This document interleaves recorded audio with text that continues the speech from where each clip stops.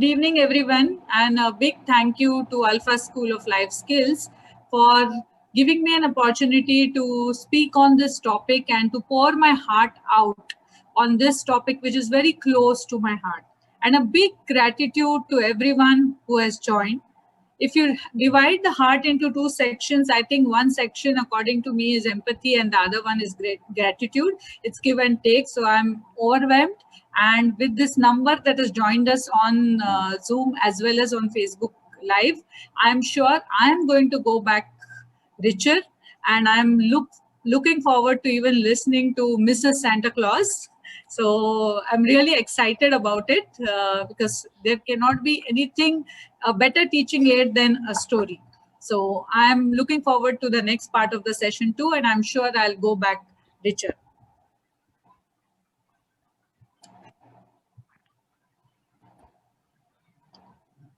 Empathy is actually a word which is originated from German, which means connection. It makes you connect. Now, when I say it makes you connect, I think it makes two hearts connect. And that is when you end up demonstrating empathy, or you end up experiencing empathy when two hearts connect. So that's a German word. I thought I should start with something that is again close to my heart, that is our Hindi movies and art films. There's this movie called Das Vidania. Many of you would have surely watched it. But those who have not watched it, it's a movie about a 35-year-old young man who's a bachelor and leads a very simple life, no vices, and is very particular about following discipline. And one fine day, he comes to know that his days are numbered. He's terminally ill, he's suffering from cancer, and his doctor tells him that your days are really numbered. He makes a wish list and decides to visit his friend, whom he has not met for many years. Now, when he visits his friend, there is some misunderstanding, and he leaves his house, the friend's house, at night when he's very cold and hungry. It's a cold night and he is hungry. He's not eaten anything because he's traveled from India and he's suffering from cancer, and therefore his doctor has asked him not to eat any junk food. So he was really hungry, but some misunderstanding, and he had to leave the house. He's just sitting there. The first picture that you see, he's on the left-hand side top corner. He's sitting there with a hamburger in his hand and trying to figure out whether this would be enough for him to survive through the night. There is this group of girls who speak Russian, and they approach him and they want to spend time with him, which he refuses. In the process, he spills lot of sauce and ketchup on this one of these girls on her jacket. She's furious and she decides to teach him a lesson. Now, this girl understands only Russian, whereas she's extremely upset, whereas this man can speak only in Hindi and little bit in English. He's trying to explain it to her that it happened by mistake. He just doesn't want to spend time with them. However, there's no common language of communication. And in the process, he ends up spilling sauce and mayonnaise on her jacket. She's extremely annoyed and angry. She calls out for her friends who really bash him up. And the end result is he's left on a cold winter night without food. He's really helpless. You can see from these small snapshots that I have picked up from this movie, his helplessness is very well seen. And then he decides, anyway, my days are numbered. Let me end my life. As he's about to jump into the river, the same girl who has been watching him for some time comes and pulls him out, gives him a tight slap, And now she says in Russian that, oh, you're doing this all because of me. I would not have been able to forgive myself because somebody ended his life because of me. I don't know what communication happens between them because he speaks Hindi and she speaks German. She speaks Russian. Finally, she takes him home, gives him a hamburger to eat, and look at the expression. What do you feel looking at this? They both are, if you watch that movie, they both are actually trying to communicate with each other. What language is this? I think that's empathy. She actually understood that this man is out there without a shelter on a cold winter night, without food. She was responsible for it. And I think there is some communication which happens between the two hearts. So I would, if I had to put it up, I would say empathy is a common language across all environments and contexts. It's a language of hearts.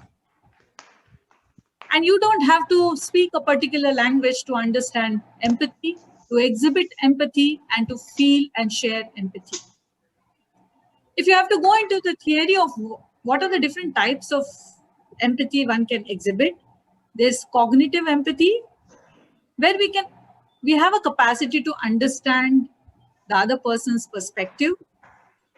There's emotional empathy. One needs to have very high emotional quotient to exhibit empathy. You can literally feel other person's emotions. And the last one is compassionate empathy. Capacity to respond with an appropriate emotion to another's mental state. It's very, very important. It's a appropriate response, appropriate emotional response, but to understand another person's mental state here is very, very important. If we look at this graph, actually I did some literature survey and it actually said that cognitive and emotional empathy one can exhibit to a large extent, but to actually act, very few people reach that level. It's another example that I would like to share with you. Suppose you're walking with your friend and your friend falls in a ditch.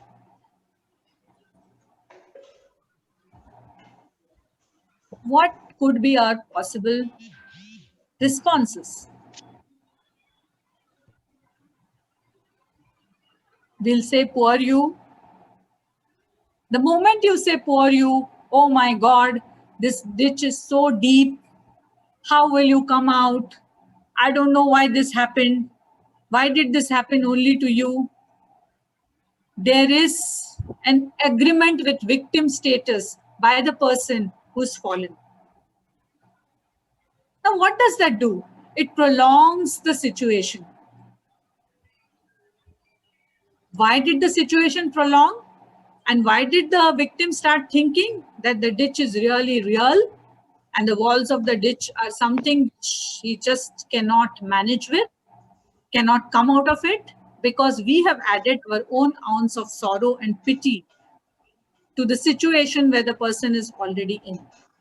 Now the pit seems to be real because of us. Now that person actually behaves like a victim. And then look at this picture. Look at the depth of the actual depth of the pit in the first picture and the second one. In that person's mind, the person starts feeling that the ditch is really, really deep. And I just cannot come out of here. And what would be the result? The rescue operations would thus fail. Now, was the ditch so big? Was it so deep? No. It was in that person's mind that the ditch was so deep because we added an ounce of sorrow and pity to that person's misery. Already the person was in the ditch and was trying to come out of it. Let's look at the second response. Again, you're walking with your friend and the friend falls in the ditch. If we say, I can see that you are in trouble, I'm convinced that we can do something. I've already contacted our friends and they are on their way to help us. The rescue team would be here soon. Now look at the person's response. Look at the victim's response. The victim no more feels that I am a victim because your word, your actions, and your behavior has made the victim think that I'm not a victim. It is not a situation which is not resolvable. And you've added strength to the victim's wings. This is what would be the result. All would have experienced fire engine coming in case of fire. Now they ring the bell. You can hear the bell from a distance. Why do they do it?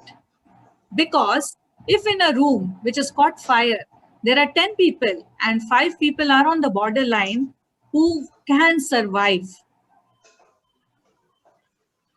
And if they hear that bell, that the rescue team is on their way, if they hear that signal from fire brigade, they will somehow survive and they will try and make it, holding on to the hope. Hope is very, very important when you have to rescue somebody. Holding on to that hope that the rescue team is on its way and somebody is coming to help me out. So the end result is your friend finds a solution. You have just exhibited empathy through your words, through your actions, and your friend finds a solution. And I would really like you to look at this picture, that the friend is out of the ditch, and also look at these steps, that in the friend's mind, it is not only that I have come out of it, I found a solution myself, but also in future, if I have similar kind of situation, the steps are representative of the fact that there can be a solution to it.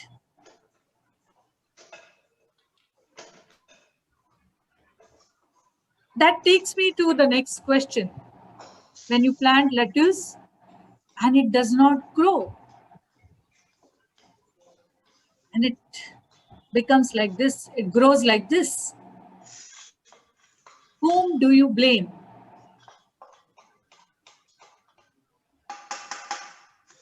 Lettuce? Do you blame? No. No.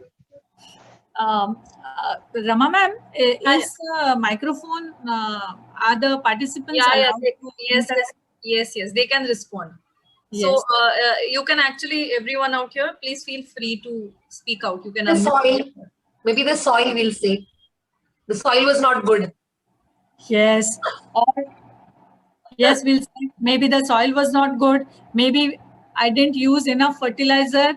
Maybe the plant didn't get enough light, enough Or maybe I did not water enough water. Yes, Enough water. not enough water. So we don't blame the lettuce. However, the same way before going to a teenager, when our children are just learning to walk and they have a fall, what do? Do we blame the child who's just 1 year old and is learning to walk? No. So what do we do? We tell them to try. Okay. We guide the child We how to walk. We guide them. We guide them also, maybe. We'll guide them. Yes. Miss Deborah, I don't know whether that's a common practice in the US, but in India, I will slap and bang the floor. We have a habit of holding their hands and making them walk. Yes, that is one. Or we'll bang the floor and Yes, say, yes. oh my God, Yes, ma'am. floor- Yes, yes. this floor made my child fall. Yes. And we try to hit the floor. Yes, that what is a common practice. Even when my children were learning to walk, they were Yes. taking their baby steps and they had a fall. This is what we did. So whatever the baby understands, he realizes it's not my fault, but the floor's fault. And he'll try again. Correct. So I will He gets try that again. confidence. He gets that confidence. And more than the child, there are lots of teachers and parents here. In our mind also, it is not the fault of the child. The child is just learning to walk, isn't it? Yes, very true. Yes. Like in case of lettuce, it is not the fault of the lettuce. It is the fault of the soil, or maybe not enough oxygen, not enough water, not enough nourishment. But the same child, I'm also a parent and very honestly accepting that our approach changes. When the same child becomes a teenager and experiences the first failure in life, it can be academic failure, because there was a question which Rama had shared, that what do the parents do? So I think part of the question I will answer. So when the same child becomes a teenager and experiences a failure, what is our approach? Whom do we blame? Ma'am, we blame the teenager herself for himself. Yes. What do we say? Maybe you didn't study, you were on the phone, you were watching Yes. TV. You're not studying enough. You just do everything else except studying. Studying is so important. Yes. So all this we state. Now, when our small child who's learning to walk falls, we are all there to support the child in that moment. Whereas when it happens with a teenager, can you feel the loneliness? Can you feel the isolation in this picture? Is there anybody to support or take care of this child? We feel, when they're child, they require our help more. And we feel maybe when they're teenager, they don't require. That's what mistake we make normally. Yes. They don't require the support. And Whereas they also require it. yes, and another thing I would say is, as parents, it's our double standards, correct? We interfere in their lives till even when they get married, or even after they get married, we interfere in their lives. That time we feel they are younger to us, so we have every right to interfere. But when they experience a failure, the child is left alone in isolation. So the blame games start, lot of reasoning, logical thinking, arguments. But what we need to understand is, we need to show that we understand your situation. Just love. And the effect would be lettuce that you were looking out for.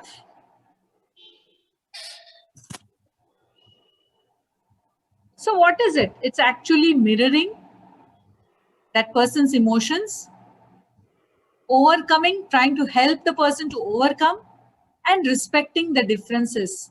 That is what I can say empathy in a nutshell. What is empathy? We need to keep this in mind, that everybody needs somebody. In school, we need to model, have a behavior which the students can mirror. Ourselves in their shoes, ask this question to ourselves, that can we help? Treat others the way you want to be treated, hurtful or helpful. That's what is needed to be looked into. The end result, I would really like to spend few seconds on it. Believe me, you feel better and they feel better. But why do you feel better? Because they feel better.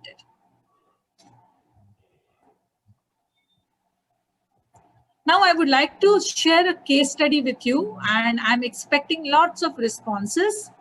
It's an actual case study. I would not take names, but it's an actual case study which has happened. A case study that I'm presenting from the actual situation that has taken place. A school is having an open house, that is parent-teachers meeting, PTM as it is called, and has decided to go in for a student-led conference. Now, what does that mean? Students explain it to the parents that what did they do in a quarter or in a term, different subjects, under different subjects, what all did they learn. The students and their favorite class teacher are excited about the concept. because they are doing it for the first time. They've put in sincere effort to make it a grand success.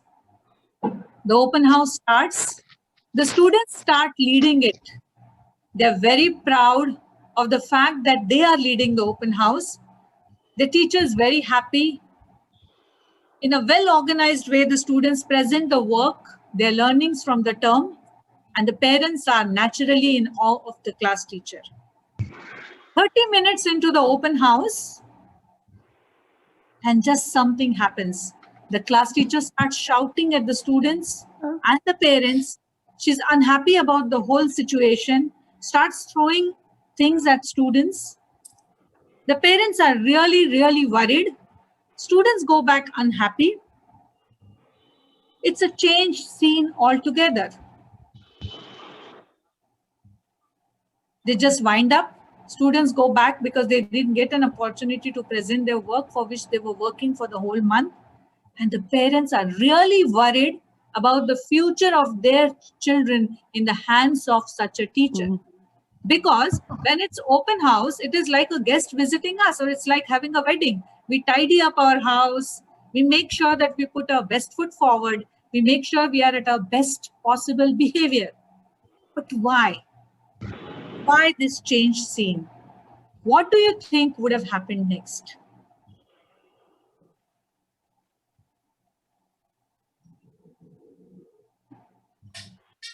Come on, imagine yourself as a parent attending the open house, the parent-teachers meeting.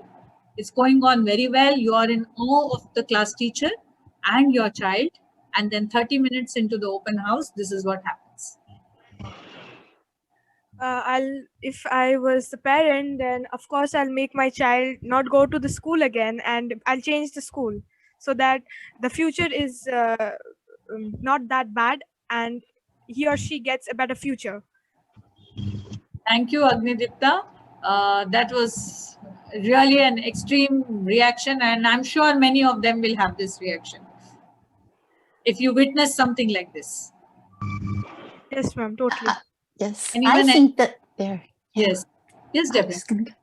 I think that the children might have been very worried about their teacher because they have seen her be so loving and kind in the past. And I think they might be worried about what happened to our teacher, what made her Yeah. change, what's going on with her. And their feelings are hurt, of course, and they're worried. But because they have had good experiences with her, they might be doing that and trying to quell their parents' worry by trying to understand the teacher. Yeah, I am agree with ma'am. Yes, Yes, you are absolutely right, Ms. Deborah, Yeah. because children love their teachers, and one of such kind of experience, they Yeah. stop loving their teacher. But there would be a lot of discussion at home, and their thinking might get affected with the parents' reaction. Mhm. Those chances are also there. Mhm. So what do you think happened next? As rightly said by one of the students, that if I was a parent, I would not allow my child to go to school next. So we flooded with emails. The Parent Teachers Association is wanting to meet and discuss this issue. Everybody is up in arms. However, this I've experienced as a principal. The next day, I get a call from one of our parents. She said, I am seeking an appointment and I would need half an hour. Immediately found out that the parent was from the same class. I said, not again. I have answered enough emails and enough phone calls. But this parent, we could not have denied the opportunity to meet. And so I gave the appointment with a lot of reluctance, I must admit. But I must tell you, it took just one parent and the situation was changed. Now, this parent, a doctor by profession, came to me and she said, ma'am, I was there in the class yesterday. So I said, yes, parents were up in arms, and maybe I agree with that this kind of behavior should not be exhibited. She too said that I'm not saying that this kind of behavior should be acceptable. But ma'am, maybe just check with your colleague. Maybe she is having some medical issue. She said, I'm a doctor.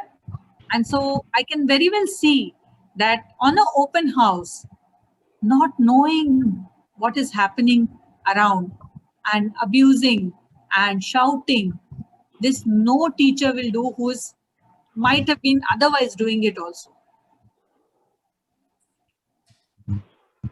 We called the teacher, we spoke to her, and the way the parent had said she was suffering from diabetes, she was also very excited about this new way of presenting the open house.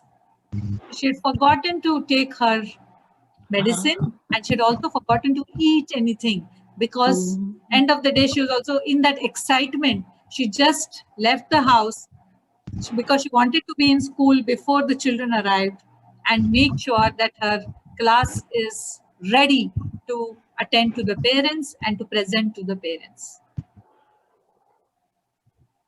What if this parent, who was a game changer, would not have been there? We all might have thought that the situation is not non-fixable, but the parent made us realize that it is not non-fixable. We spoke to the teacher, all the colleagues. We decided, even when we had long meetings, we would remind her that we hope that you've taken your medicine and we hope you've eaten something. Or you can just step out, eat something, and then join the meeting again. And prevented us from losing one of our very good teachers. Prevented us from the students from losing their very good class teacher they always looked up to. So in short, it was empathy. That takes us to the 4 elements of empathy. According to Teresa Wiseman, we should see the world, appreciate them as human beings without being judgmental, understand their feelings, and communicate the understanding. Communicate that we know you are in trouble. Is there anything that communicate that I am there with you, I am there to help you, and we will together just pay attention. I'm always saying us, we. When it's we will together fight this out. That gives a lot of confidence to a person who's suffering, and the situation becomes not non-changeable. That means you can change the situation and you get a solution for it. This takes me to the case study number 2. Again, experienced by us. Many of my colleagues are here on this call, and I'm sure they will understand that how we felt and how we acted made us sail through the situation. Not all days are perfect. One of our teachers is going blank in the middle of the class. It is evident that the teacher has not done the homework well before the class. Corrections are incomplete. Concepts are hurriedly completed without using any teaching aids. Parents are up in arms and management is receiving a feedback which is not very promising. What course of action, according to you, should the management follow? Now look at the teacher. I'm sure all of you were thinking about a lady teacher.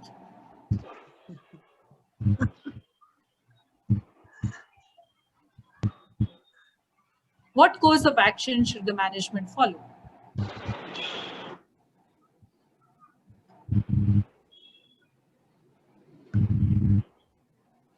Probably Ma'am, find out if the teacher is doing this on a regular basis, or is it just once that the teacher has fallen short of his or her expectations. Very good. Should give Ma'am, a I would chance like to add something. Yes. Ma'am, so the management should look into if there was any particular reason for which the teacher was in such a situation? Was there any kind of problem that the teacher was facing the day before, or as someone said, I did not catch the name, that if it was happening on a daily basis, or was it only for that Anuradha day? ma'am. Yeah. Anuradha ma'am. Ma'am, will do the management will do the counseling at least Okay. for teacher. For that teacher specific, will find out why he is doing like this. Maybe some problem, maybe some tension, hypertension, situation, family situation and all. Correct. Yeah. The colleagues were very, very supportive, I would say. They genuinely wanted to help. Some of them were talking amongst themselves that, oh my God, we don't know what's going to happen to him. Maybe he will lose his job.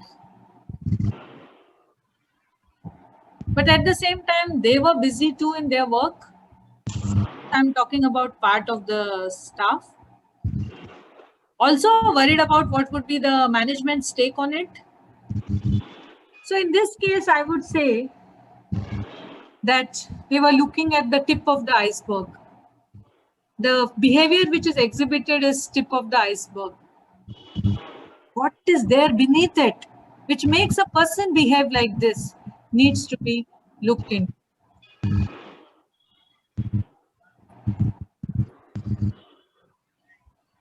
So management or some members of the staff actually went to the teacher, asked the teacher, can we have 2 minutes with you? What is it that's bothering you? Is there anything that we can do to help you? And what came out was very shocking. This teacher had his father in the hospital. The father was ailing. He was in ICU. So he was going every day to be there at the hospital, be outside the ICU in case the doctors needed anything, in case his father needed anything. At the same time, was worried for his mother, who was alone at home. Was also worried about his number of leaves because he could not have afforded to take any more leaves. He couldn't afford to lose his job because he was the only breadwinner of the family. The little bit counseling and talking to the teacher, I would say coffee with the management, the teacher actually revealed all this. And then we had to just work on our timetable a bit, so that from the hospital in the morning, he could go home, he could be with his mother, eat something, and give him a little off in the beginning of the day and at the end of the day, for him to be in the hospital again that evening, taking care of his father, managing both the things, giving him some time to prepare for his lessons, and helping out, making sure that we go that extra mile and make sure that he's comfortable. Some teachers took up his classes, ensuring that the syllabus is completed, and he also gets some time. What was important here is that sympathy is okay. It can solve some issues, but it is empathy which makes us look at what is below the iceberg. What is it that is making a person exhibit this behavior?